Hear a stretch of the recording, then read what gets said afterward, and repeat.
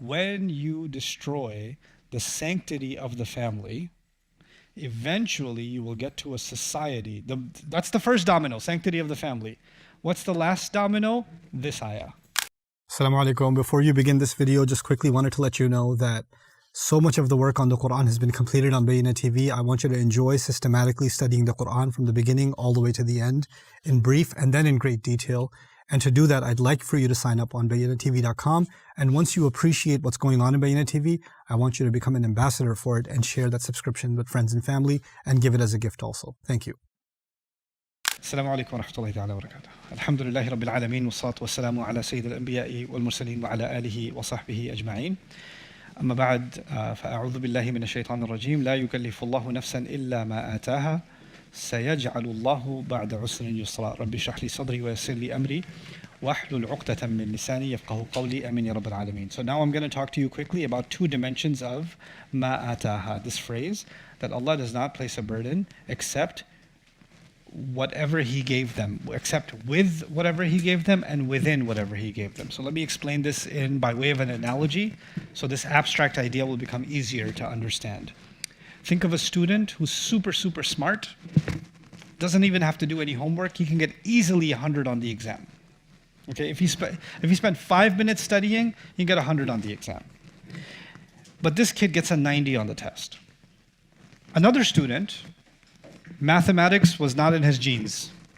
He has to study 20, 30 hours and barely get to a 65. Yeah? A teacher knows that the one who earned that 65 put a lot of work in to get to that 65. And the student who didn't put any work in got a 90, but even if he put a little bit of work in, he would have gotten a 100. Who is the teacher, a real teacher, who is he disappointed with? The 90 student. On paper, the 90 student is better than the 65 student. But in reality, fast forward 10 years. He's not in 5th grade, he's in university. Because if you're a smart kid, everybody tells you, you're so smart, you're so smart, you're so smart. Things are easy for you. You start getting used to not doing so much work and getting through the test. Then you get, and the kid who wasn't told, you're so smart, he was used to doing the hard work. Now they're in university, both of those guys. And for the first time, the subject matter is so big that being smart is not enough. You've got to do work. You can't just go through university being smart. You got to get through university doing work. But the kid who was super smart was not used to doing work. So now for the first time in his life, he fails a test, fails an exam. And the kid who was getting 65s, he got a B, he got an A minus. He got fine because he's used to doing work. And the kid that was so happy getting 90s without any effort falls into depression. I used to be really smart in school. I don't know what happened. Maybe I became dumb. I'm just not smart anymore. He was on top of the hill and then he falls all the way to the bottom. He might even drop out of school because he never learned the proper working habits. You understand? Allah is saying two things. Allah does not put a burden on anyone more beyond their budget. But also Allah has not put a burden on you except according to your budget. In other words, if you were capable of more, Allah made sure you are capable of more, so Allah expects you to do more. You were given more wus'a, He expects more infaq from you. So it's not just, it's within your budget that Allah expects, but Allah expects more from people who He gave more to. Allah expects less from people who He gave less to, but actually exactly according to their maximum. Like Allah, if I have the potential of doing more, Allah expects more from me. I'll give you a personal example for that. Alhamdulillah, according to some people, I'm famous. So because I'm famous, I could just turn a camera on and put a mic on, and I could just say something. And I've been learning for a long time, so I could just say something from within the 20 years of what I've learned and not really open another book. And I'll still have an audience. There'll still be people sitting there listening to what I'm saying. And I can produce content. And then I can look up what are the different kinds of trending content, what are the subjects that are trending, get more views, and I can pick up on those subjects and start talking about those subjects, and I can be successful in the social media realm or in the popularity realm or in the content production realm. It's easy for me.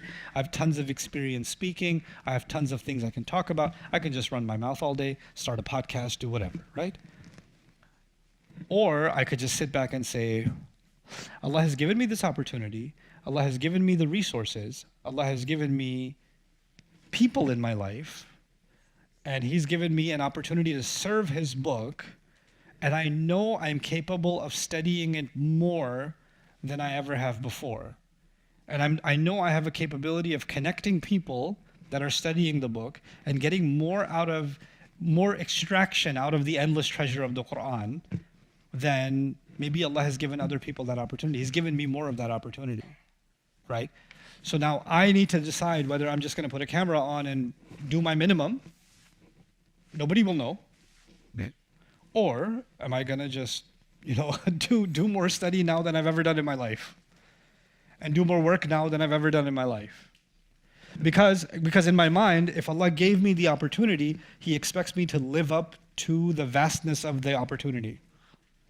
If He gave me the financial means, the intellectual means, the social means, the time, the health, if He gave me these things, how am I maximizing that stuff to His service, right? Those are the options before every one of us.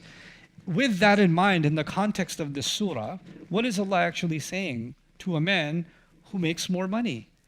Allah is saying, be generous. When you're generous to the woman that you're divorcing, and you're generous with the children, and you're generous with the giving of the child support, you're giving more than the minimum, and you're being generous, you're softening hearts. It's a gesture of goodwill. It's going to create ease into the future. So don't be tight-fisted when it comes to, this area. And then if you don't have much, okay, well then give whatever you can. Allah will put barakah in it. It's okay. فَلْيُنْفِقْ بِمَا آتَاهُ اللَّهُ. And this is actually Allah not just holding us, because fiqh will describe to you what's the minimum requirement, right? This ayah is not about the minimum requirement. The minimum requirement was already in ayah number 6. Ayah number 7, this concluding ayah, is actually about, hey, do the maximum that you can. لِيُنْفِقْ ذُو سَعَةٍ مِّن سَعَتِهِ وَمَنْ قُدِرَ عَلَيْهِ رِزْقُهُ فَلْيُنْفِقْ مِمَّا آتَاهُ اللَّهُ. And now Allah on top of that is saying, and Allah has burdened you, not beyond your ability, but Allah has burdened you with certain potential, so live up to your potential. Whatever potential Allah gave you. سَيَجْعَلُ اللَّهُ بَعْدَ عُسْرٍ يُسْرًا. Allah will put in place, after difficulty, He will put in place ease. Those of you that are students of the Arabic language should note that both usr and yusr are masdaran. They're infinitive nouns. And infinitive nouns in the Arabic language are supposed to occur with a lam. They're supposed to occur with lam al-ta'rif. So there should be بَعْدَ الْعُسْرِ الْيُسْرَ. بَعْدَ الْعُسْرِ الْيُسْرَ. But the lam is missing. Okay? So for example, we say in Arabic, we say correctly, or like the Quran, for example, says, إِنَّ الدِّينَ عِنْدَ اللَّهِ الْإِسْلَامِ مِنْ بَعْدِ مَا جَاءَهُمْ الْعِلْمِ. When a masdar occurs, the standard for the masdar is the al. Now, when the al is removed unusually from a masdar in certain sentence structures, the al is removed, it creates a certain effect. And I'm going to talk to you about that effect. So the nakira, so it's not every time you see a tanween this happens. This is the tanween, or you see usrin has a tanween, yusran has a tanween. They're asma munawwana, right? This, when it's an unusual tanween. So not every tanween is unusual. You can't become self-declared, balagha expert and say, I see a tanween here, so I know what's happening. No. Some tanweens are supposed to be tanweens. But some tanweens are unusual. They're unusually nakira, unusually indefinite nouns. When that happens, a few effects happen in Arabic. One of them is tanawwu', the other is tankir, and the other is tafkhim. And there's others too, but I'm going to highlight these 3 for you. What does that mean in basic English for this ayah? It actually means Allah will take any kind of difficulty, any variety of difficulty. So in other words, Allah is not talking about one kind of difficulty. One kind of difficulty is financial difficulty. That's been the subject, right? The guy is spending more. He's spending in this way, this way, and this way. But there may be emotional difficulty, social difficulty. There may be a difficulty of being alienated from your kids. There may be a difficulty of people backbiting. There may be a difficulty of, comments from people. There may be a difficulty of feeling lonely and isolated. There are all kinds of internal, external, social, financial, business. Somebody stops doing business with you because of the divorce going on. Somebody cuts ties with you because of the divorce going on. So, all kinds of difficulties. Or the kids are going to school and other kids are talking to them about the divorce and it's hurting the kids' feelings. Is there one kind of difficulty? No, there's a variety of difficulties. And so Allah did not limit the experience of someone going through difficulty in the divorce to one kind. And how did He do that? By removing the al. بَعْدَ عُسْرٍ. Right? And then tafkhim also comes from it. Tafkhim actually means that it's not a small difficulty. It's a big problem. This is a magnanimous, it's a huge difficulty. So Allah is acknowledging the grandeur and the size and the magnitude of the difficulty that can come into a person's life as a result of the divorce. And then finally, it's also tankir. Tankir means unknown. So right now you're going through a difficulty because of the divorce or whatever, but there may be, as the days go by, new problems emerge that you never had to face, or you didn't even know they were on the horizon, and new problems are coming out as a result of that divorce. So now this is Allah not only giving hope, but He's actually also giving a reality check. This is not a small decision. Divorce is not a small decision. Be ready for the difficulties you can forecast, and be ready for storms that are not on the forecast. And they'll pop up out of nowhere. But doesn't matter so long as you give what you're supposed to give. Any kind of difficulty that comes, Allah will bring some kind of ease. And the same tanween is used for yusran. So what does that mean for yusran? It may not be the kind of ease you're expecting. It may be a different kind of ease. You see, some people, they wish life could go back to the way it used to be, right? Because that was easy. That's because in our mind, what you're familiar with is what is easy. But Allah might bring you a new kind of easy. Allah may bring you a new kind of relief, a new kind of rizq. And you shouldn't shut your mind to, no, it's not the way it used to be, so it's not good enough. It's not the way it was, so how can this be any good? Because the only thing that was good is what I knew. If the only thing that was good was what you knew, then it would be the yusr that is known to you, that would be al-yusr. But the yusr that is not known to you, it's a new kind of yusr. Don't dismiss the new opportunities, new situations that Allah creates because you're comparing them to the past and saying, it's not what it was, so how can it be any good? Right? So just like we shouldn't be hung up on the past negatives, we shouldn't also be hung up on the past positives. There are new positives that can come into a person's life. There are new good things that can come into. And it may be that the good that you're thinking is not so big could be huge. The ease could be magnanimous. It could be magnificent, and it may lead, the domino effect, it may lead to other goodness that can be much bigger than any goodness you had in the past. That all of that can happen. Also, you will notice here that I wrote here the lack of lahu or the lack of laha. يعني سيجعل الله لها يعني للنفس بعد عسر يسرا. Or سيجعل الله له يعني للإنسان للفرد بعد عسر يسرا. لم يذكر. He didn't mention Allah will put ease after difficulty for the person or for such a person. Allah didn't mention the person. Allah, therefore, by not mentioning the person, Allah is saying Allah will create ease for you, the man who was the subject, who's paying the money. He'll create ease for you. He'll create ease for the children. He'll create ease for the ex-wife. He'll create ease for the new family that's coming. He opened the door of ease as a result of this across the board. And it's almost as if you are open-handed with your spending and you're generous with your spending, you don't know that Allah will use that not only to put barakah in your family, but because of that generosity, Allah might be using your generosity to create yusr in the other family or open some other doors in that family. So there's this tawassu' fil mafhum, fil ma'na. There's this openness in the meaning.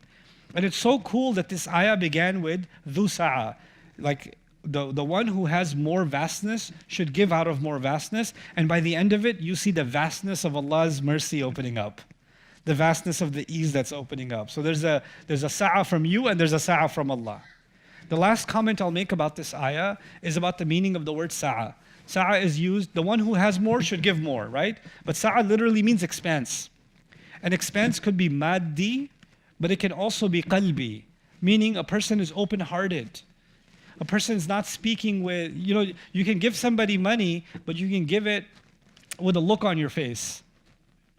Here's your money. Here's your charity. Or you could throw a check at them, or you could make a comment at them, right? Your face could be condescending. You could just say something like, so, how's my money doing? Just throw a little jab here and there, right? Allah says, لا تبطلوا صدقاتكم بالمن والأذى. Don't cancel any good deeds, any charities, anything you do by making it sound like you're doing somebody a favor. بالمن. And by doing anything that causes hurt. When you do that, the sadaqah doesn't even count. So part of your dhu sa'a, being dhu sa'a, is not just that you're giving more, but you're giving with an open heart. You're giving with kindness. You're giving with dignity. You're not giving someone and making them feel like, oh, they're dependent on you, or they're a burden on you, or you're doing them a favor, or they're eating off of your scraps and things like that. You're not humiliating them. And that's part of the meaning of dhu sa'a also. Okay? Now, لا يكلف الله نفسا إلا ما آتاها. I'll just read some of this commentary for you because I thought it was beneficial. وَالْمَقْصُودُ مِنْهُ إِقْنَاعُ الْمُنْفِقْ عَلَيْهِ. And the purpose of this ayah is to convince the one who spends to do even more so. بِأَلَّا يَطْلُبَ مِنَ الْمُنْفِقْ أَكْثَرْ مِنْ مَقْدِرَتِهِ. Because Allah has not asked him more than he can handle. وَلِهَذَا قَالَ عُلَمَاؤُنَا. And that's why our scholars say لا يطلق على المعسر إذا كان يقدر على إشباع المنفق عليها وإكسائها بالمعروف ولو بشظف أي دون ضر. Meaning, the one who is poor is not being asked to put himself out on the street. Whatever he can afford, he can do without putting himself in harm's way. وفيه تطيب واستمالة لقلب المعسر لمكان عبارة آتاها خاصة للإعسار قبل وذكر العسر بعد. So it's a special comment to the one who's having financial difficulty because Allah mentioned ataha after it. I told you that. Allah attributed that to himself. So it's a special kind of courtesy given to those that are going through difficulty. وَلَيْسَ فِي هَذَا الْخَبَرْ وَعْدٌ لِكُلِّ مُعْسِرٍ بِأَنْ يَصِيرَ عُسْرُهُ يُسْرًا. This is important. Allah is not guaranteeing that after every difficulty, ease will come. Allah is talking about this particular scenario. وَمِن بَلَاغَةِ الْقُرْآنِ الْإِتْيَانِ بِعُسْرٍ وَيُسْرٍ نكرتين غير معرفين باللام لئلا يتوهم من التعريف معنى الاستغراق. So Allah is saying He's actually adding the tanween that I talked about is special. He's saying it's special because if He said difficulty and ease, that would become absolutely every difficulty will be gone and every ease will come. But since the lam is missing, it would be some difficulties will come and some eases will come, but life will never be completely free from all difficulty and all ease. It's never going to be like that. So Allah is being realistic in your expectations, making you have realistic yet hopeful expectations because of the language of the ayah. Okay. Assalamu alaikum everyone. There are almost 50,000 students around the world that are interested, on top of the students we have, in studying the Quran and its meanings and being able to learn that and share that with family and friends. And they need sponsorships, which is not very expensive. So if you can help sponsor students on Bayyinah TV, please do so and visit our sponsorship page. I appreciate it so much and pray that Allah gives our mission success and we're able to share the meanings of the Quran and the beauty of it the world over.